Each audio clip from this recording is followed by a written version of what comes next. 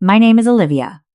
The patio in Greenwich buzzed with birthday jazz, fairy lights reflecting off the Long Island Sound, and the smell of aged Wagyu.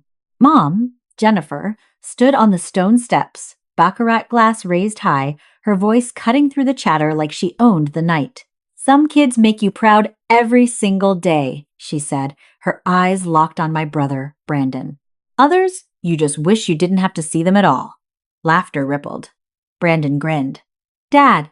Silas stayed quiet. I lifted my own glass and smiled right back. "Good news, Mom. Your wish just came true. I've already moved to Monaco. Have you ever felt like the invisible one in your own family? Let me know your story down in the comments. Also, drop a comment and let me know where you are listening from and what time it is for you right now. I would love to know who is part of our community." I didn't wait for her to set the glass down. I didn't stay for the gasps or the inevitable screeching that would follow once the shock wore off. I turned and walked through the mahogany doors of the house that had always felt like a waiting room for a life I wasn't allowed to lead. My heels clicked against the marble with a rhythmic finality. I didn't cry. I didn't ask why. I just headed for the driveway. Inside my car, the silence was a luxury I had finally earned. I pulled my laptop from the leather passenger seat. The screen glowed in the dark, a cold, digital blue that matched the temperature of my blood. Anger wasn't loud this time. It was clinical. It was a balance sheet that had finally been audited. I rubbed my eyes, trying to summon a shred of regret, but there was only clarity. This wasn't a breakdown. It was an executive decision. I had been the silent investor in their version of family for too long. For the last 3 years, I managed the back end of the Greenwich estate from the shadows. I was the one who balanced the offshore accounts, handled the property managers, and made sure the tax authorities stayed away from Jennifer's social event expenses. They saw me as a dramatic burden. I saw myself as the only reason they still had a roof over their heads. I logged into the family wealth dashboard, the system I had built to keep their chaotic spending from bankrupted us before the next season. With 4 keystrokes, I revoked their administrative access. They were now mere viewers of their own financial reality, not participants. I watched the status bars turn from green to a locked, forbidden gray. Next was Brandon, my brother, the golden boy who hadn't worked a single day in his 25 years. I pulled up his black tier credit card settings. His club memberships and lifestyle supplements were a subscription I had been footing the bill for under the guise of family unity. I clicked deactivate. One pending transaction for $3,000 at a local high-end lounge flickered and failed in real time on my history log. I didn't feel a sting of hesitation. My compassion had been a financial resource they had overdrafted for years. This wasn't revenge. It was accounting. I sent one final command to the automated mortgage gateway. The supplementary payments, the extra $12,000 I threw in every single month to pay down the principal on the $1,500,000 debt for the Greenwich mansion, stopped. I shifted the car into gear. In business, you don't pour capital into a failing venture. You cut your losses. You move on. My family was a legacy brand with zero market value and a toxic culture. I looked at the notifications already lighting up my phone. Jennifer was calling. Brandon was texting. I didn't answer a single one. I went back to my mental spreadsheet. They weren't shocked by what they'd done to me. They were shocked that I'd stopped paying the bill for the privilege of being their punching bag. As the car pulled away, I watched the fairy lights in the rearview mirror. They looked small. They looked cheap. Inside, my laptop glowed with a different kind of sunrise, the kind made of facts, numbers, and quiet retribution. I wasn't just leaving a party. I was liquidating an asset that had become a liability. I was finally free. The hum of the tires against the pavement is the only rhythm I trust now. In my head, I can still hear the clink of ice in Jennifer's glass and the echo of that $1,500,000 lie they've been living. For years, I was the architect of their comfort and the primary laborer of their peace. While Brandon was failing out of 2 different Ivy League schools and spending his summers on yachts I helped lease, I was the one keeping the Greenwich estate from collapsing into a pile of legal notices and bank demands. I remember being 22, sitting at the small, cramped desk in the basement office they called my room. It was positioned right under the kitchen, so I could hear the vibrations of their laughter while I worked until 3 in the morning. Jennifer had managed to trigger a massive audit by treating the family trust like her personal handbag. The tax authorities were demanding $1,500,000 in back taxes and penalties. Silas just sat in his den, paralyzed by the numbers, and Jennifer was too busy choosing curtains for the summer house to care. So, I fixed it. I spent 2 years of my life working 3 different remote consulting jobs while managing their high-yield accounts with surgical precision. I moved funds, negotiated with agents, and liquidated my own small tech investments to cover the gaps. I saved the house they were currently standing in.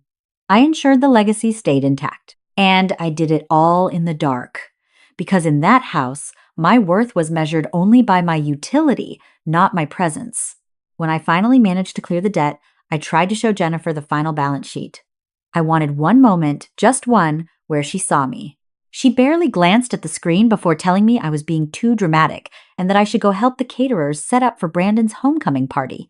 She crumpled my hard work between her fingers like it was trash. I fished those records out of the wastebasket later that night, smoothing the wrinkles and taping them into my private ledger. People often ask why victims of this kind of emotional abuse don't just walk away sooner. They don't understand that it's a prison without bars. It's a psychological state called learned helplessness. When you spend your entire life being told you are the spare, the burden, or the invisible one, you start to build the cage yourself. You become a survivor who is terrified of the open air. You stay because you've been trained to believe that the crumbs of affection you receive are a luxury you don't actually deserve. But the chains are only as strong as the person holding them. I wasn't just staying, I was observing. I was learning exactly how their world was constructed, so that when I finally stepped out, I would know exactly which pillar to pull down. I don't remember exactly how long I sat in that basement office, effectively a ghost in my own home. All I know is that by the time I closed that laptop tonight, I wasn't the same person anymore. I wasn't the girl waiting for a thank you. I was the auditor who had finished the final report. The debt has been collected, and for the first time in 27 years, the balance is 0. My phone buzzed on the seat beside me, a persistent vibration that felt like a glitch in the peaceful Mediterranean air I was already imagining. I didn't look at it for 3 miles. When I finally pulled into a rest stop, the notifications were stacked like an overdue notice. Jennifer hadn't sent a plea or a "where are you" message. Instead, she had sent a digital invoice, $15,000. The line items were a masterpiece of delusion: $5,000 for the Wagyu catering, $2,000 for the vintage champagne, $8,000 for the service fee of the event planners. The memo line read, "Since you decided to make a dramatic exit, the least you can do is pay your fair share for the family you've abandoned." I stared at the screen, my expression flat. She truly believed that my existence was a debt I owed her, a high-interest loan she expected me to service until the day she died. My love for them had been a subscription they never intended to cancel, but I had just hit the end of the free trial. Then came Brandon. He didn't text words. He sent a video. It was short, only 15 seconds, but it was designed to be lethal. The camera was focused on the outdoor fireplace on the patio. I watched as he tossed my old research journals and financial notebooks into the flames, one by one. These were the records of every dollar I had saved for them, every hour of invisible labor I had performed to keep them afloat. I could hear his laughter in the background, a sharp, entitled sound. "Dumping the trash, Liv," he shouted over the crackle of the paper. "You burned the paper, Brandon? How very 1990s of you. Did you really think a forensic auditor keeps her only copy in a cardboard box? The cloud doesn't burn, and your signatures are already sitting in a federal prosecutor's inbox. You didn't destroy the evidence. You just destroyed your last chance at a plea deal." I watched the video twice, not because I was hurting, but because I was verifying the termination of the contract. My journals were just paper now. The data inside them lived in the cloud, in accounts they no longer had the password to access. They were burning the map to their own survival and laughing as the ink turned to ash. My compassion had been a luxury they'd overdrafted for years, and now the account was permanently closed. I didn't reply to the invoice. I didn't comment on the video. Instead, I pulled up the registration for the Monte Carlo apartment I'd secured months ago. I looked at the digital key, a golden icon that represented a future without a scoreboard. Jennifer and Brandon weren't just ungrateful. They were a liability I had successfully liquidated. The road ahead was long, and the Mediterranean was waiting. Every notification I ignored was another credit to my peace of mind. I put the phone in the glove box and shut it. The audit was over. The air in Monte Carlo is different.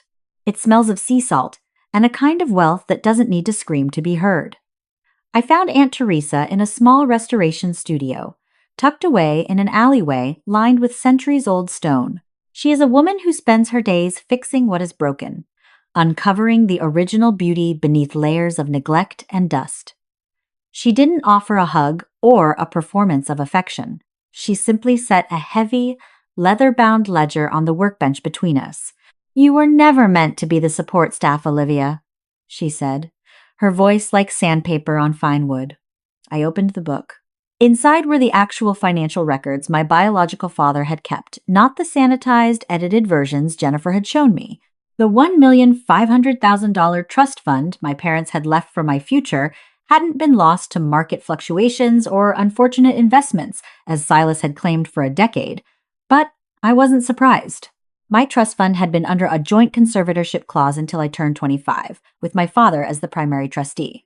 I had watched the numbers dwindling in real time on my screens for years, but I couldn't move a cent without his signature. I didn't just discover the theft today. I had documented every single unauthorized withdrawal as it happened. I wasn't losing money. I was building a case for a crime they didn't know I was tracking. The ledger showed a systematic pattern of embezzlement, the clinical draining of my inheritance principal to fund Jennifer's jewelry and Brandon's private tutors. Every unfortunate loss Silas had reported to me was matched by a corresponding withdrawal on the same date. They hadn't just used me, they had stolen the foundation of my life while making me pay for the privilege of helping them do it.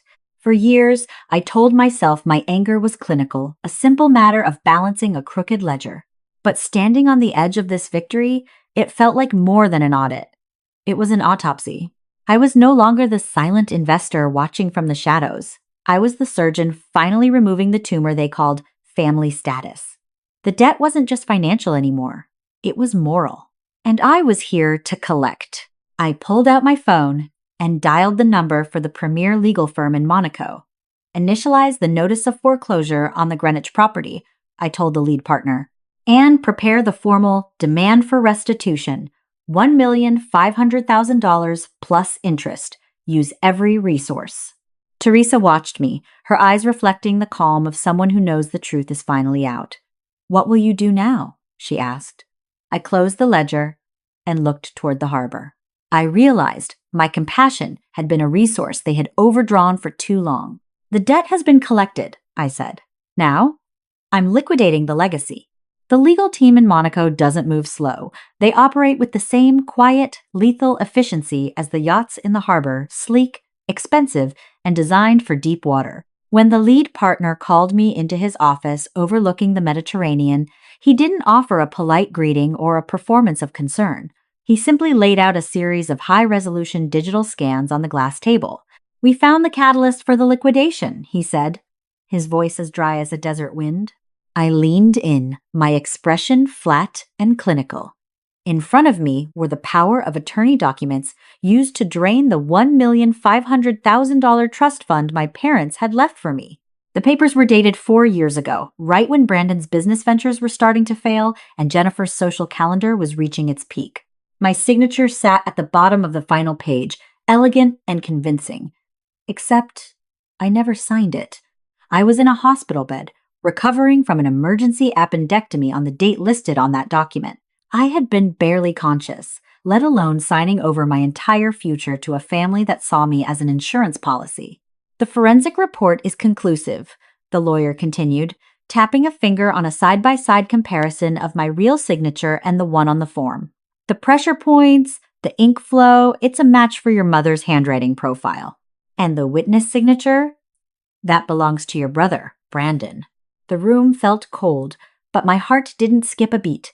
I didn't feel the sting of betrayal, because I had already deregistered them from my emotional bank.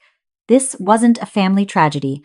This was a criminal audit. Jennifer and Brandon hadn't just been ungrateful. They had been white-collar criminals who viewed my inheritance as a common resource they could plunder. "This is the kill shot," I said, my voice steady and devoid of heat. "This strips away any remaining path to redemption for them. This isn't about a debt anymore. This is about fraud, forgery, and the theft of $1,500,000. The lawyer nodded once, a sharp, decisive movement. "The local prosecutor in Greenwich is already reviewing the files. We have enough to initiate immediate criminal charges. How would you like to proceed, Olivia?" I stood up and looked out at the sunrise, reflecting off the Monte Carlo skyline. It was bright, clinical, and perfect. "File everything," I said. They wanted me to be a ghost in their story. Now they are going to find out that ghosts can haunt the legal system just as well as they haunt a house. The contract is terminated. The reckoning is here.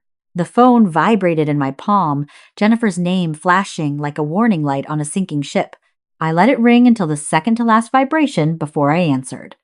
Her voice was high, shrill, and stripped of the Greenwich elegance she used to weaponize against me. "Olivia, you have to stop this," she shrieked, the sound echoing off the marble walls of my Monte Carlo penthouse. "The bank called. They said a private fund from Monaco bought our mortgage debt. They're initiating an immediate foreclosure. You can't let them throw us out. Think of Brandon's future. Think of our reputation." "The bank didn't foreclose, Mother, I did. I bought your mortgage debt through a private equity firm I control. Since you defaulted on the private repayment agreement you signed last year, the immediate possession clause kicks in. You aren't losing your home to a faceless corporation. You're losing it to me. And the sheriff is already at the end of the driveway." "Please," she sobbed, her voice breaking. "We're losing everything." "Where will we go?" I looked at the horizon, feeling no heat, only the satisfaction of a closed audit. "You told me at the party that you wished you never had to see me every day. Well, Mother, your wish just came true. I bought your debt through my fund. You have 30 days to vacate the house you turned into a prison. I already did." The silence on the other end was absolute. Jennifer's collapse was inevitable because she suffered from the illusion of the empty wallet. She believed her status was a permanent asset, but it was just a luxury she had rented with stolen money. When the funds disappeared, she realized she had no internal value to stand on. Her power was never hers. It was a subscription she could no longer afford. I ended the call and walked back inside. The Eleanor Foundation is now official, dedicated to providing resources for those who were told they were too dramatic to be brilliant. My wealth is no longer a tool for their comfort. It is a legacy of my own design. To those of you listening who have always felt like the outsider in your own story, this is my letter to you. You are not a burden. You are not a backup plan. You are the architect of a future they can't even imagine. Sometimes the greatest gift people can give you is their rejection, because it forces you to build a table where you are finally the guest of honor. I stared at my laptop one last time. The family account showed a balance of 0. I hit delete. That night, for the first time in 27 years, I slept through until morning. No guilt, no noise, just the sound of the Mediterranean and the silence of a debt finally paid in full. If you've finally found the courage to choose your own peace over their toxic noise, share this story. Let's build a table where everyone is invited.